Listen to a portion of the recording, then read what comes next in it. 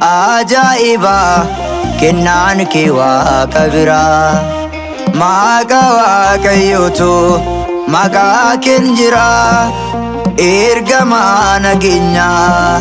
Mikaa'eeli hojii keen dubbadha jecha ilili ajaiba kennaan kee waaqa biraa maqaa waaqayyootu maqaa keen jira ergamaa nageenyaa Mikaa'eeli hojii keen dubbadha jecha ilili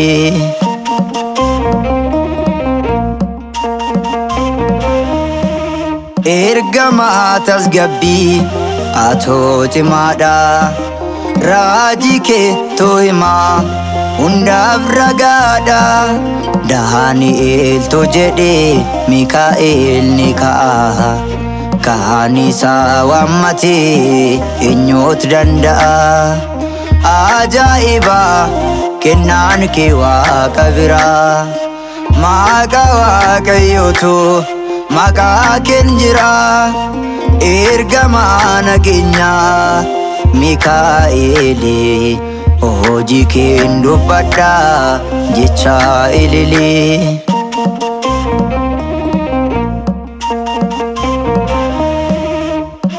Salaamin jibbi gatii galaanatti ati dhaabbannaani argate of galti atoo baay'iraaniif gargaara isaati du'aasaaf muramee jijjiirte ifaatti ajaa'iba kennaan kee waaqa biraa maqaa waaqayyootu maqaa keen jira ergamaa nageenyaa Mikaa'eeli hojii keen dubbadha jecha ilili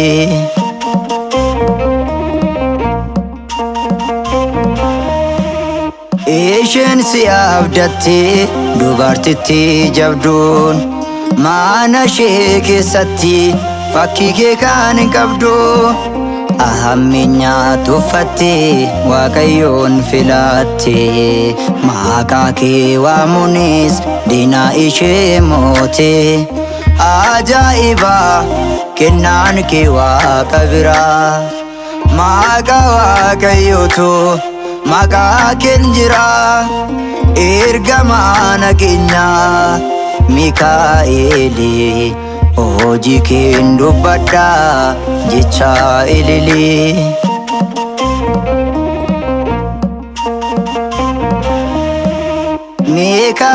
Mikaa'el ati nuuf gaaddisa hojiin kee ajaa'iba nutti leellisna diina jalaa ba'uuf ati nu gargaari afaan leencaa keessa ati nu baraari ajaa'iba kennaan kee waaqa biraa maqaa waaqayyootu maqaa keen jira ergamaa nageenyaa Mikaa'eeli hojii keen dubbadha jecha ilili ajaa'iba kennaan kee waaqa biraa maqaa waaqayyootu maqaa keen jira ergamaa nageenyaa Mikaa'eeli hojii keen dubbadha jecha ilili